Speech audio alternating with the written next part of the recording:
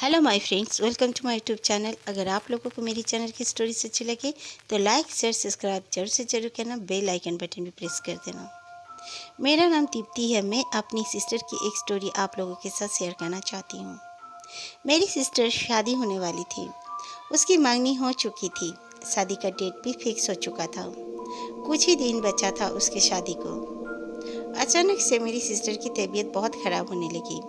शादी होगी इस वजह से मेरी दी काफ़ी अपनी सहेलियों के पास घूमने जाया करती थी और तबीयत ख़राब होने की वजह से मम्मी ने सोचा कि दी इधर उधर जाके कुछ खाई होगी, इसीलिए उसकी तबीयत बिगड़ रही है। दी रात को बिना खाए सो गई। सुबह उठी तो देखी उसके तकिया में ढेर सारा बाल गिरे हुए थे। उसके लंबे काले घने बाल थे। मेरी दी बहुत खूबसूरत थी। दी हमेशा पायल पहनकर झुम झुम करके आवाज़ करते हुए इधर उधर भागा करती थी। बिना पायल के वो नहीं रहती थी।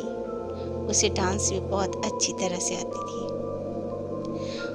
दिन पर दिन उसकी सेहत गिरने लगी और शादी का दिन भी करीब आ रहा था। मम्मी उसे डॉक्टर के पास लेकर गई, लेकिन मेरी दी का कुछ भी नहीं निकला। सब पॉजिटिव, यानी कि उसका तबीयत में बिल्कुल सब ठीक था। सब जितने भी टेस्ट किए सब नेगेटिव था। लेकिन मेरी दी दिन पर दिन उसकी सेहत गिर रही थी और उसके बाल झड़ झड़ के आधे हो गए थे। मेरी मम्मी ये देखकर उनको बहुत तकलीफ़ हो रही थी। मेरी दी मॉम डैड दोनों का ही बहुत प्यारी बच्ची थी।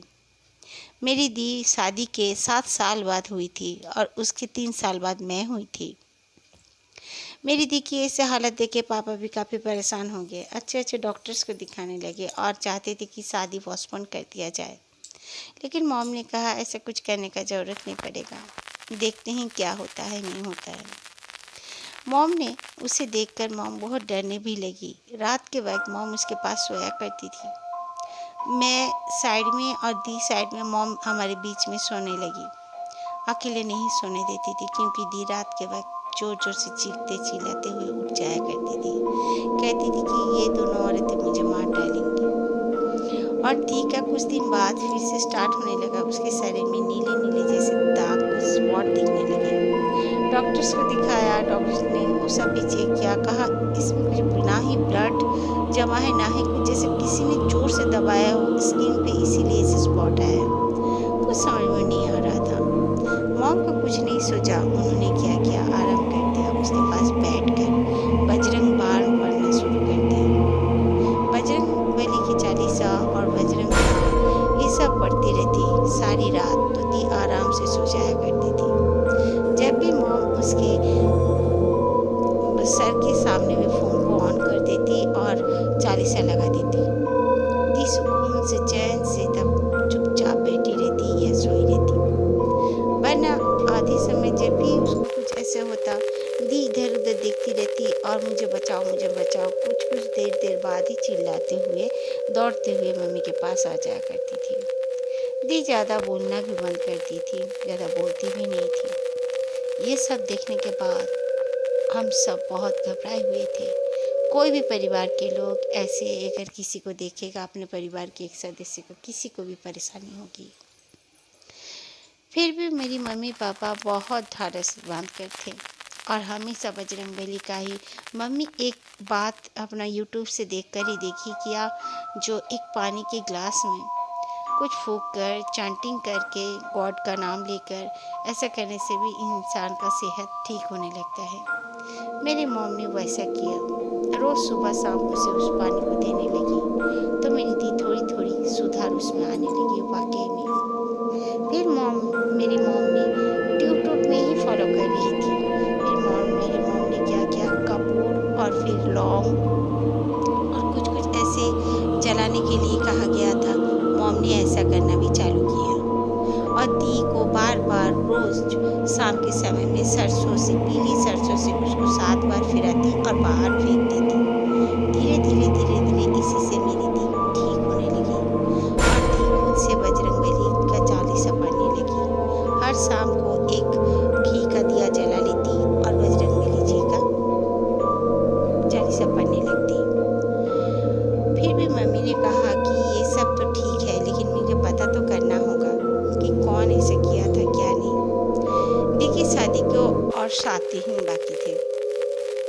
तो मेरी मम्मी ने बहुत कोशिश करने के बाद एक बाबा जी का पता किया, और फिर वो कोई आश्रम में, ना ही उनका कोई आश्रम था, ना ही कोई मंदिर में बैठते थे, और दूर दराज एक तालाब के पास एक पेड़ के नीचे बैठा करते थे। मेरी मम्मी को पता लगने पर मेरी मम्मी दी को लेकर अपने साथ चली गई, अपने एक सहेली के साथ।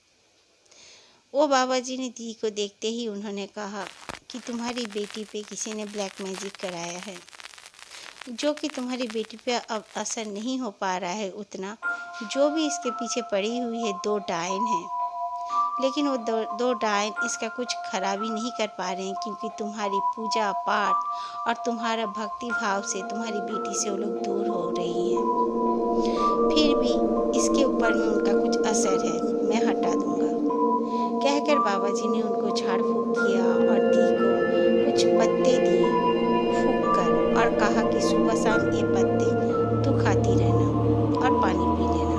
और मम्मी को कहा कि बेटी, तू जैसे अपनी बेटी को ठीक कर रही है, पानी फूँक रही है, तू माँ है, तू जैसे करके उसे ठीक कर रही है कर, और रोज़ अपने घर में घी का दिया जला और कपूर का बाती भी जला, और हनुमान जी का चालीसा पढ़, कभी कुछ प्रॉब्लम नहीं होगा।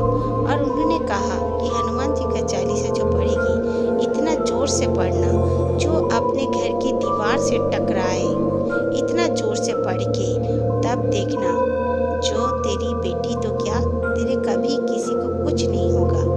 दूर दूर तक कोई भी अगर सुनेगा तो कुछ भी अगर होगा वो भी वहाँ से भाग जाएंगे। और मेरी मम्मी ऐसे ही करने लगी। कुछ ही दिनों के अंदर मेरी दी की सेहत बिल्कुल पहले जैसे हो गया, और फिर मेरी दी की शादी भी हो चुकी। अब शादी को 3 साल हो चुके हैं। मेरी दी अब माँ बनने वाली है। हर कोई मेरी दी को प्लीज़ आशीर्वाद दो, दुआ दो। Thank you.